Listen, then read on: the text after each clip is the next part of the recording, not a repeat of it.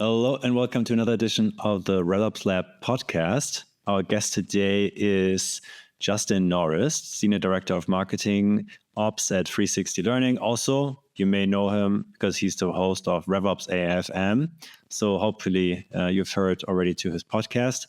And with us here is also Janis today. So yeah, warm welcome to everyone. Great to be here. Thanks for having me on, guys. Great to have you. Yeah, Justin, could you introduce yourself?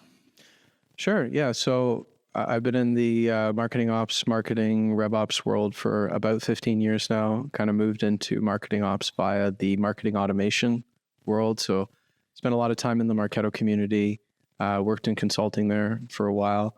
And then about 3 years ago, came back in-house. So today I'm running marketing ops and BDR ops at a company called 360 Learning. So kind of a RevOps scope. Sort of up to where the opportunity is created is how I like to think about it. And I also host a podcast, as you mentioned, RevOps FM. Find it wherever you get your podcasts or at revops.fm. And that's just a passion project, something I like to do, to learn, get to talk to fun, smart people, just like what you folks are doing. Yeah, excellent. Yeah, we're going to link to the podcast, of course. We're not afraid of competition. The more the merrier, right? Yeah. And could you briefly describe what 360 Learning is, what you guys do, how you operate? Yeah, we're a corporate learning management software. So companies that want to train their employees, all sorts of different training, whether that's compliance training or there's skills that certain employees have, and you want to bring those skills throughout the organization, increase the skills within your company. That's what 360 Learning's for. And it's really oriented around collaborative learning, meaning like, if you have 10 frontline workers, you have 10 consultants in a particular role, and one of them is really great, you're going to enable them to spread their knowledge to the other people to create a course rather than kind of a top-down approach, which is very often what we see, where you have sort of a learning and development person pushing out course material that may not always be relevant. So it really brings that collaboration into the mix. Okay, great. Yeah.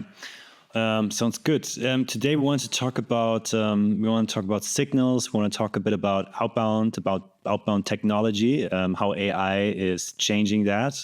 And also I think like just in general, like how outbound has changed over the last couple of years. I think it's like a space where a lot of stuff is happening. AI SDRs, I think, is one of those like, clickbait, like statements that you see a lot going around. So, just curious, maybe you could explain, just to get started, how do you do outbound at 360 Learning at the moment, just to get us started a bit there? Yeah, it's a good question. I mean, so we roll back the clock, like I think everything starts with this predictable revenue playbook that everyone's familiar with. You get so many SDRs doing so many calls and so many emails, you're going to get so many meetings, so many pipelines, and that was the playbook for a decade or more. That's the playbook that VCs love because it feels like very predictable and plug and play. You're just going to stack up these Lego blocks and it's going to work. And my experience with outbound, I supported teams on some more high touch ABM type programs during my consulting career. But really my experience begins, let's say 3 years ago, working hands-on with BDRs, starting off more manually, but with a lot of different signals and just sort of trying to figure this out. And, I've even seen during that time, the change of going from X% reply, like even like 5% reply rates and seeing that shrink down. So I think even in that short window of time for me, being able to see the impact of that model kind of breaking under the weight of too many people using it, people starting to tune it out, the market changing, whatever the underlying reasons are, just seeing that outbound model stop working.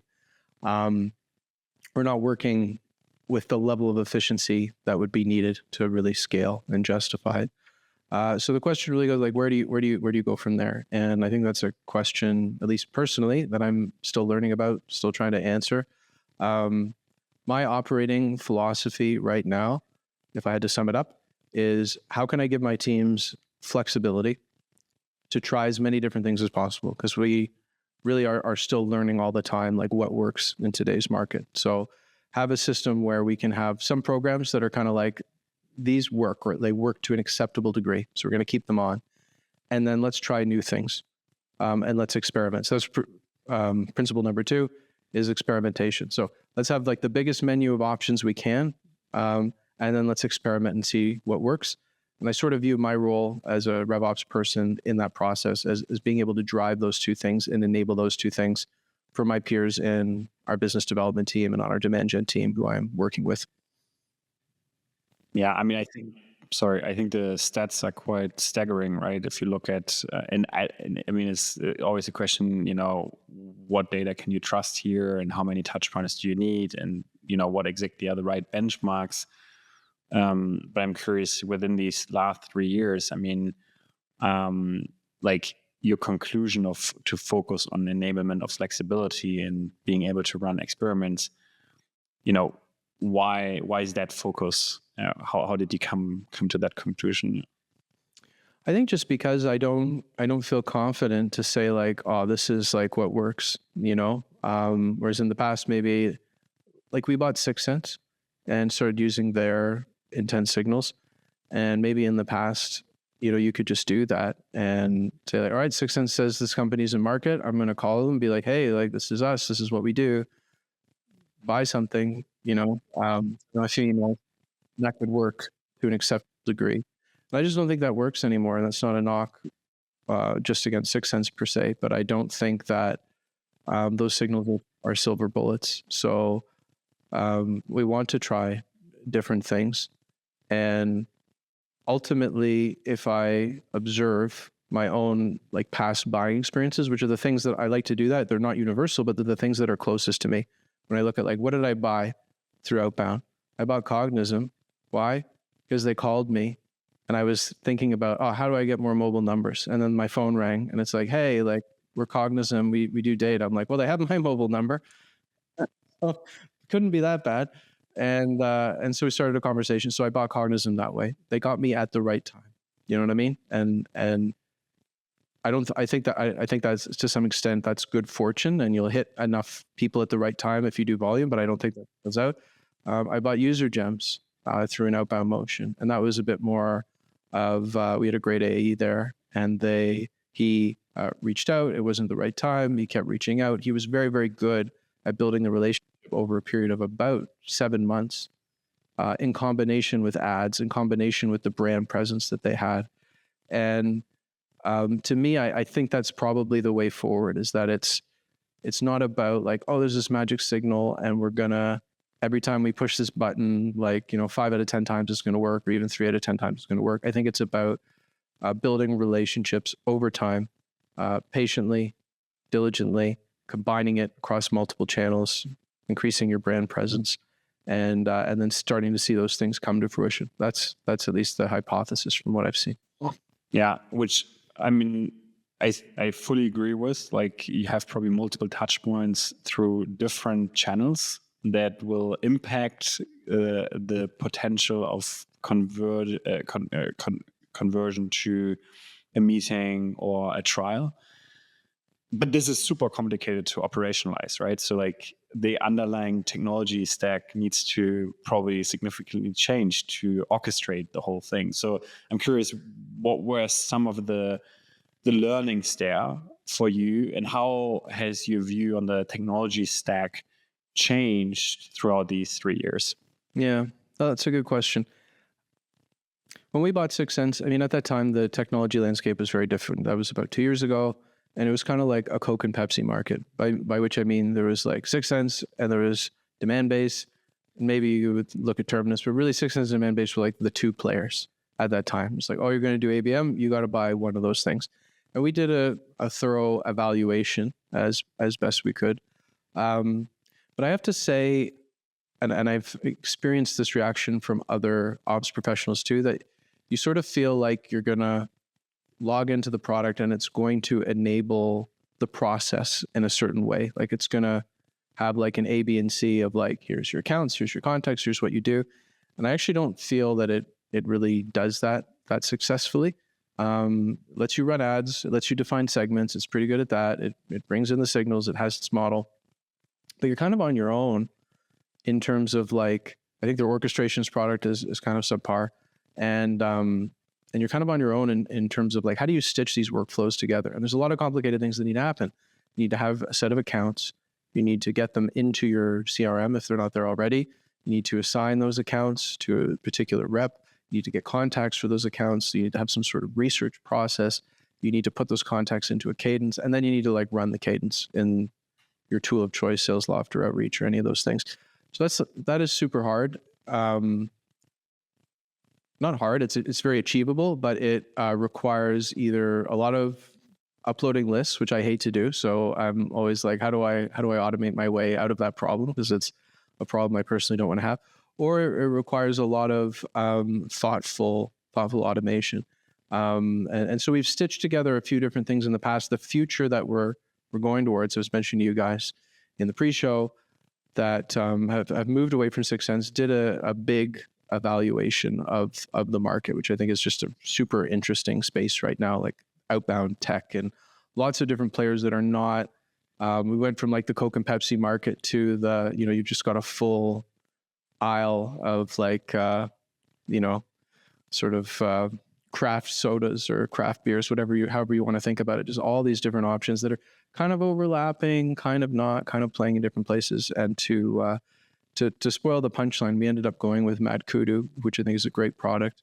We're just rolling that out. But there's a lot of other interesting players there right now. And but I think what a lot of these newer tools are doing better is thinking through like the workflow aspect of it and providing interfaces for reps to use and ways of automating it, hooks that you can use either to automate in the platform or send like an outbound webhook to something like Zapier that can outbound a process or automate a process rather.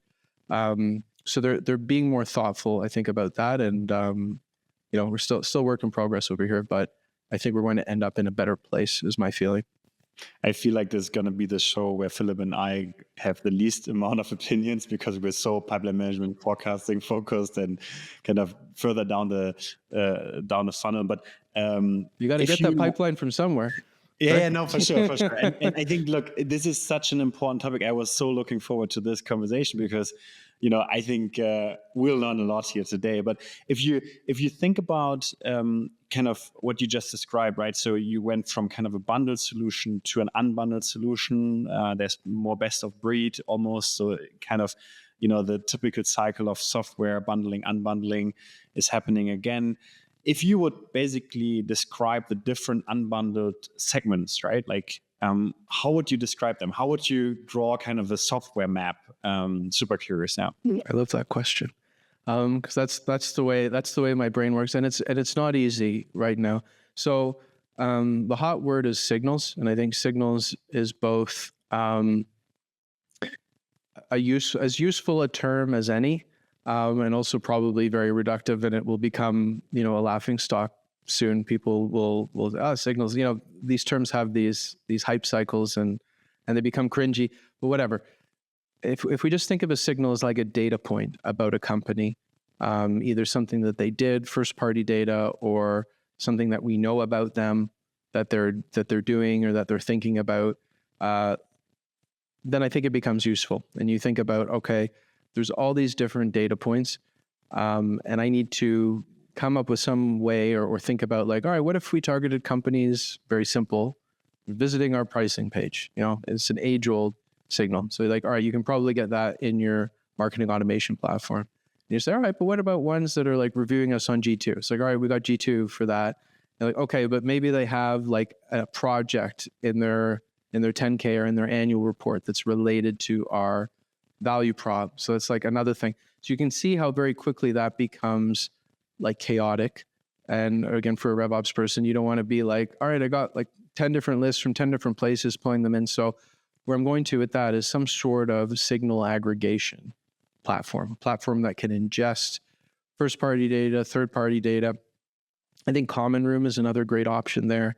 They are doing a great job at making a wide menu of signals available and bringing them together and kind of showcasing how that works. I think MadKudu is also doing a great job there, and it's one of the reasons we went with them.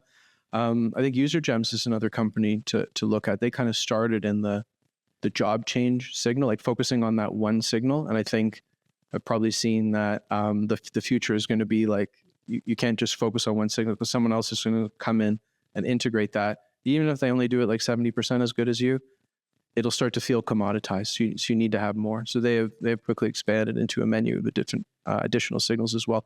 So I think of the signals as one layer. And then there's another layer that you could think of as like signal evaluation, signal analytics, like evaluating the efficacy of those signals. And again, this is, I think, more rudimentary. You might think about like MadKudu has scoring built in. They come from a scoring place. Sixth Sense also has scoring. This machine learning driven model where they're saying like, okay, of all these different data points we can see, these are the ones that we think are important to make someone either a good fit or have a strong propensity to buy. So that's like another aspect. That could be a separate tool, or that could be all part of the same tool. And then you have the execution layer. Like, how do you actually take these signals and start to do something with them? And this is where like everybody's got something that's called a co-pilot. You see it in Common Room, you see it in MadKudu, you see it in a few other places where you have like your hit list of either accounts or contacts that you will want to work on. If it's just accounts, some way of sourcing those things. So with MadKudu, for example, you can stitch in like your Zoom Info or your Apollo, or they're building a Cognizant integration for us. So that'll be good. So you can bring them in through Cognizant. With Common Room, they have like their own universe of like a prospecting universe that you can use to pull in contacts. You start with accounts that have some signals, you bring in those contacts, and then you connect them into a cadence. And usually then you're moving over into like your sales loft or your outreach or your Lemlist or your smart lead, whatever it is that you use. And then there's another piece just to round it out, which is like, where does AI play here? And part of that can be sort of what you might think of as like the clay piece, which is using a combination of AI intelligence and web scraping to go and fetch information, either for the purpose of signals. So you could say like, go and read all these 10Ks and find companies that have initiatives related to whatever, buying a certain category of software or doing a certain thing, hiring people or whatever. So that can be used for signals. It can also be used for the personalization and the writing of the email. So go find me something about this person. We can talk about that. I think it has mixed results so far. But bringing the AI into the writing layer. So it's kind of the research layer and then the writing and composition layer. And then there's the full blown, like we talked a bit about AI SDRs. There are AI SDRs, like there really are, that both email and phone. I had a phone conversation. I forget the name of the company, or I would give them credit, but it was kind of a fairly credible phone conversation with an AI speaking to me. Like, it was weird. And I sort of hope the future doesn't go there, but it was eerily okay. Like, kind of did better than a lot of BDRs would on the phone. So, and then there's the data enrichment piece as well. So sorry, that was a lot of different categories, but it just gives you a sense, I guess, to your question. Let's just collect real quick, just for the listeners. So basically you have the signal aggregation platforms, right, that essentially aggregate first, second, third party signals. That might also be, then kind of the clay model where you actually kind of have a lot of flexibility around kind of scraping information, then action, basically taking action on that. You have the sales engagement platforms that are usually the execution layers. You have the sales intelligence tools, right? So the data enrichment tools that then sometimes get combined. I think that has been the case for many years already. Some tools like Clay make that maybe a bit easier, right? But it also comes with a cost, let's say. And then you have kind of AI co-pilots that sometimes sit in these tools or separately. Anything else, or is that a fair representation, or how would you adjust that? Yeah. No, I'm learning here on the that was a decent summary. There's the analytics piece. So whether you have some kind of scoring or even just a way of measuring the efficacy, like anyone who's run one of these plays have known, you can say, all right, we got 10 meetings or 10 opportunities from outbound this month. Like, what was the thing? Which play did they come in from? That's actually really hard to track and to measure. So there's that piece as well. Go ahead, Philip. Yes. Yeah, no. Yeah, I just wanted to agree, right? Because I think this is typically also with like just marketing campaigns in general, like these whole cohort analyses they need to run, which are hard to do. First of all, it's hard to do cohort analyses like really rigidly with all like the gaps in data that most sales motions have. And then the other piece is you need to have like a good N. And I would argue like most of the like motions don't have like a big enough N in a short amount of time to actually really be statistically significant. So it's more like always like, hey, here's like this trend we're seeing. It could be like actually working or not. Like maybe like you never really know. Like you need to be like a company at a huge size, like with a very fast deal velocity to actually really do that properly. That part. Agreed. Yeah.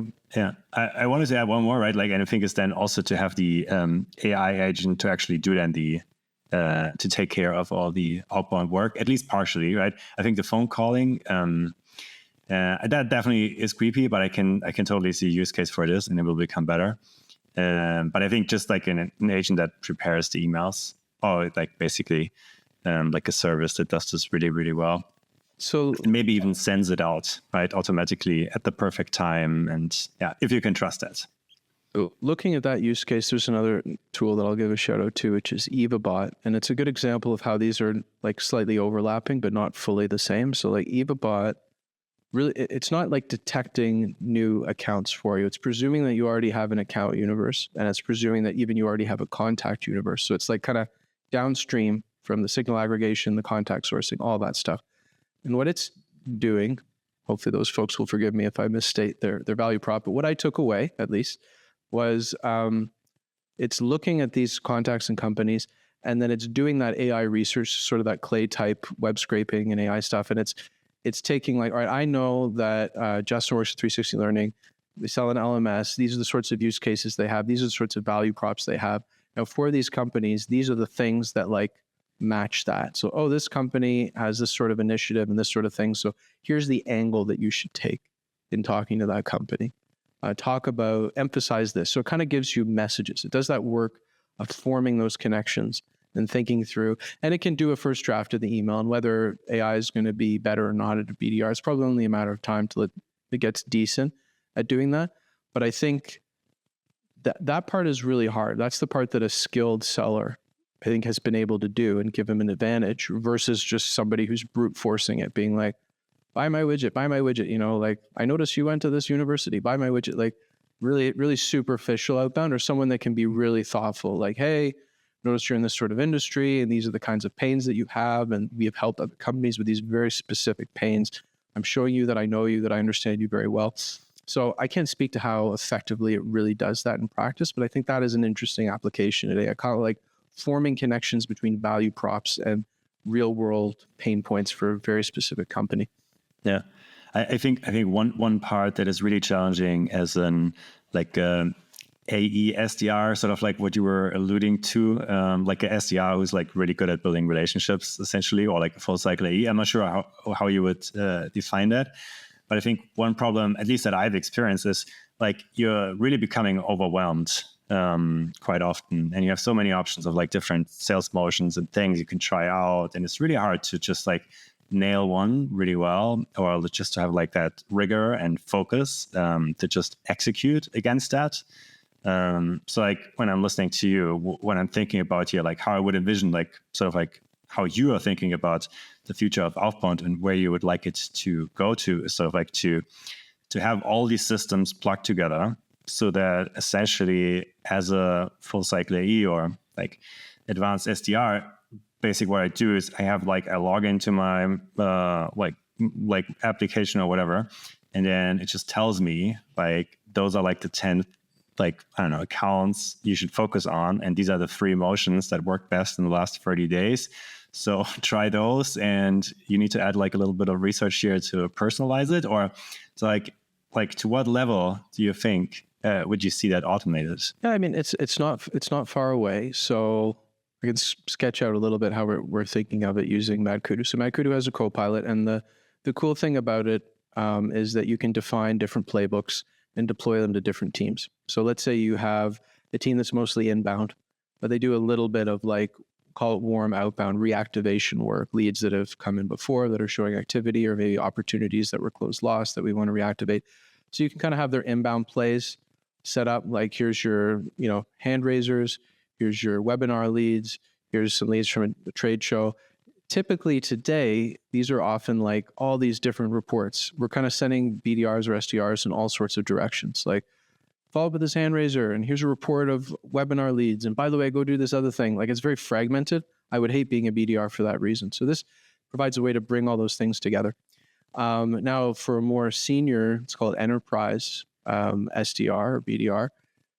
Their page might look a little bit different. You could have a different set of playbooks for them. Could be, whatever, other types of intent signals, or these are companies in a particular vertical, like a vertical campaign could be rip and replace. So companies that we know are with competitors that you might pick up in different ways through web scraping, through job posting analysis. And so I think of like the ops function as helping to measure all those different plays, like you said. So not necessarily automatically surfacing them, although that's an idea that I'm sure could happen in the future, but doing the analysis and saying like, these are our champions. Let's say we know that these plays are working at an acceptable rate. So these are on lock, and every day they're going to go in, and through some background automation, we're going to be constantly like refilling those buckets with a certain number of accounts all the time. And then maybe we're going to have challengers, plays that we're, continually thinking up. Maybe we meet biweekly and we come up with ideas and we roll them out, and we have these experiments that are in motion. And so alongside these champions, we have challengers, and those challengers might do really well. Some won't, they'll be discarded. And the ones that do well, maybe they'll join, the ranks of the champions, or maybe displace existing champions. So you're kind of constantly running that. That's the vision, at least, to have, the best plays always in motion, and to make the best use of your team's time. I think that is where ops, and then wiring all the stuff together to make that happen, that is where ops can really add a lot of value in this process. It sounds to me like you're still thinking of different motions for different target audiences and accounts. So kind of separating out the inbound versus pure kind of like, let's say, like pure like high intent inbound versus warm outbound versus, segments, right? So enterprise, SMB, mid-market. Is that right, or is that also falling apart? Yeah, I think so. Ultimately the inbound outbound distinction is kind of nebulous, because everything that an SDR does is outbound to some degree. You're reaching out to a person. So some cases they asked you to do it. Some cases maybe they're like more subtly asking you to do it. In other cases they're not asking you at all. So I think of it on a spectrum. And I think of it as, you want to separate those out, because you're going to deal with them in very different ways. If somebody comes in and requests a demo, it's the single most important signal that you can have. It converts at 30 to 40% to an opportunity. So you have to put, all of your focus on treating those people, giving them the best experience, responding to them as quickly as possible, et cetera, et cetera. And then there'll be a range, of other signals that some are not important enough to deal with at all, and some of them maybe are much harder and require more work, but because you're really targeting the companies and they're much bigger, it's going to yield a bigger payoff. So we're okay with investing more effort there. So I definitely think about breaking it down.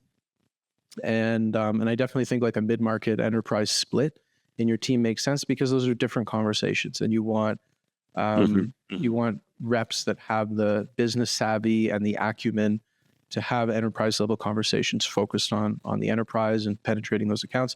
And then more of a high velocity of in-market motion. I think that's a different skill set, and probably more of a ladder in terms of career progression. Are these signals or plays combined with ads, or any type of other touch points you basically add on top? I think they can be, and should be. Can be combined with ads, can be combined with marketing, like events, ongoing events. Newsletter, marketing newsletters, content. It's all, I'm not suggesting you could, I think it's very impractical to like orchestrate it. Like first we do like 2 ads, and then we do a webinar, like something like really, really sequenced. But I just think if you're surrounding them with value, and appearing on their radar. I think I go back to that user gems example when I recently did a case study because like internally, just like really analyzing that sales cycle from my point of view, because I thought it was really, really masterful. Shout out to Chase, who's the AE there that sold us that. But one of the reasons why I was responsive to his message in the first place was I was really familiar with the brand, and so we underestimate how much brand opens doors on the outbound side, and is the difference between like, or, oh, this company's cool. And they reached out to me. Like, that's kind of neat. So it's all working together, in other words. Yeah. Yeah. And then one other question, de-anonymization. I probably pronounced that wrongly, but I hope everybody knows what I mean.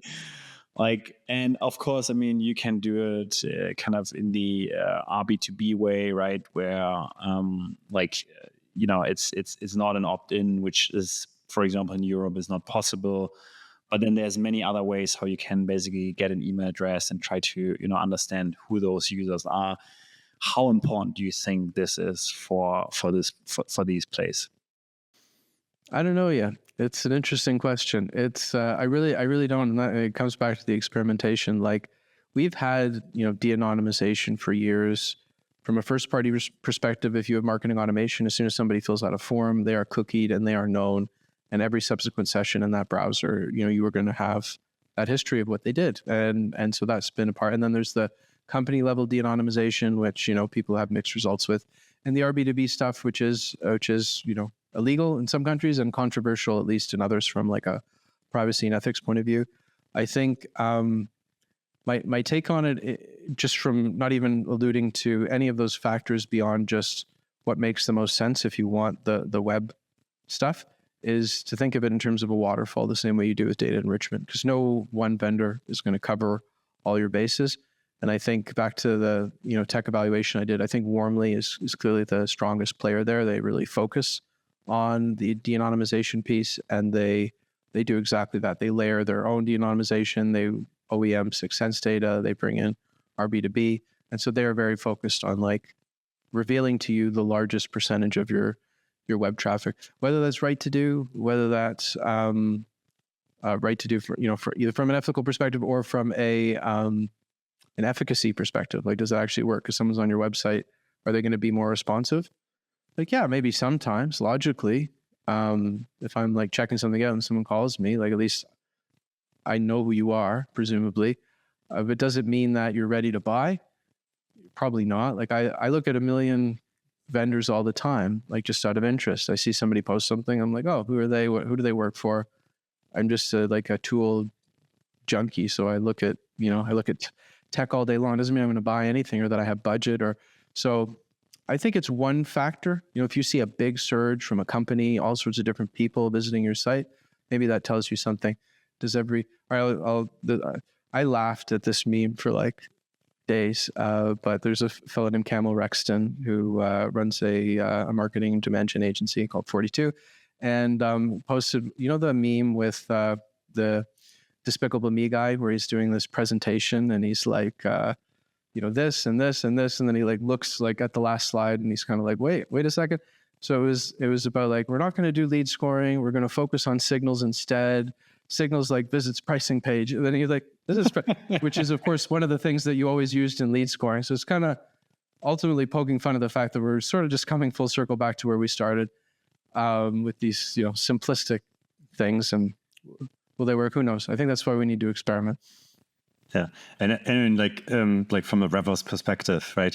Like listening to all of this, like basically, I think, how do you actually operationalize this then in your organization? How do you enable people to really do all the experimentation, like to a certain extent, but not too much, because you still need those, like, that base stuff that actually works, that foundational stuff that actually gives you all the revenue that you need to keep things going, but also to continue to invest into experiments so you can actually also be successful in the future.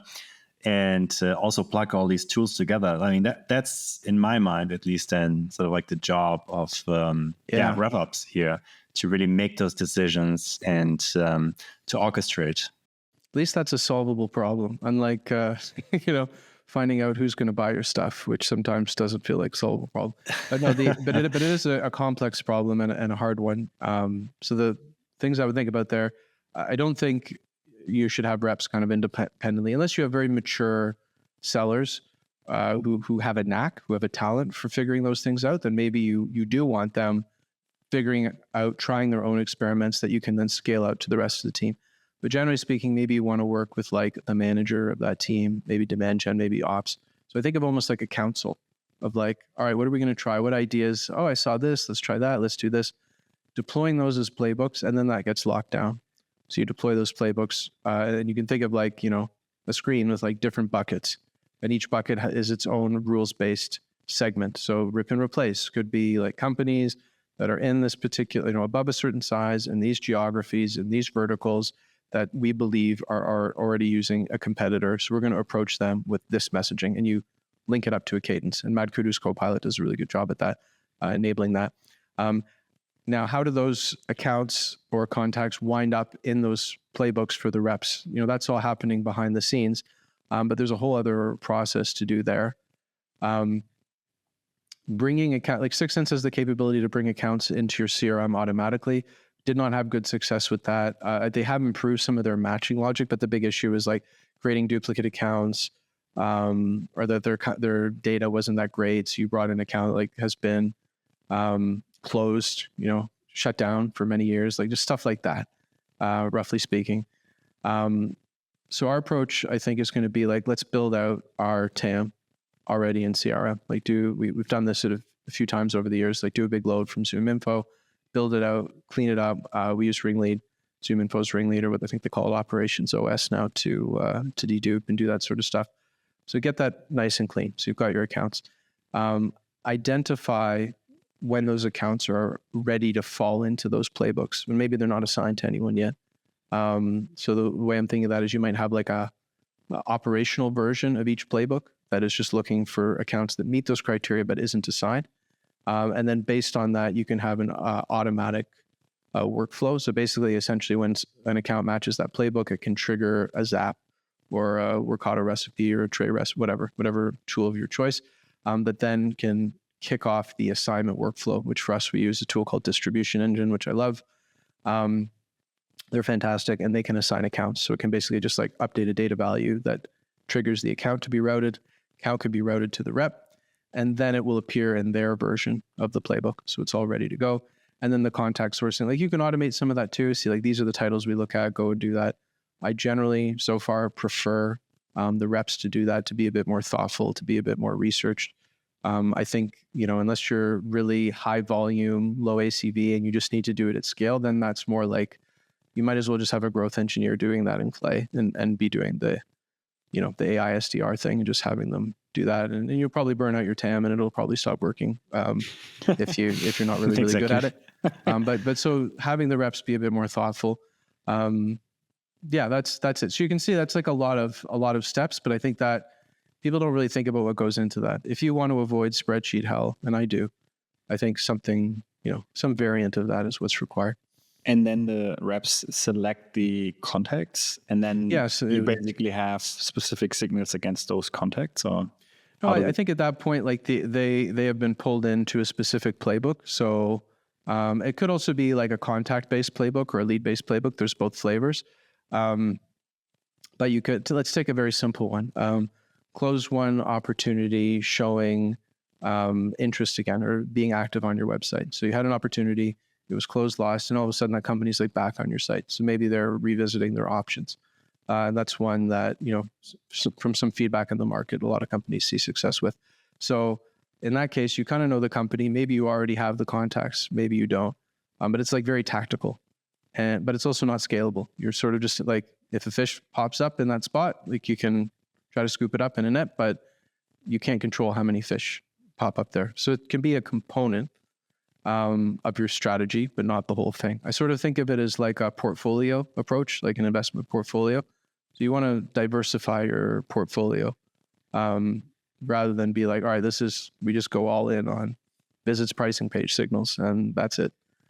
Yeah, I think this was also what Philip alluded to earlier, right? You want to have a few plays that just work, that are always on. right? This could be one. Obviously, demo bookings, one, right? Like there's like a bunch of plays that are like super high intent and most likely in market accounts, and then you basically go down. Yeah, super interesting. Yeah. Philip, where do we go from here? I think this is the perfect moment to end.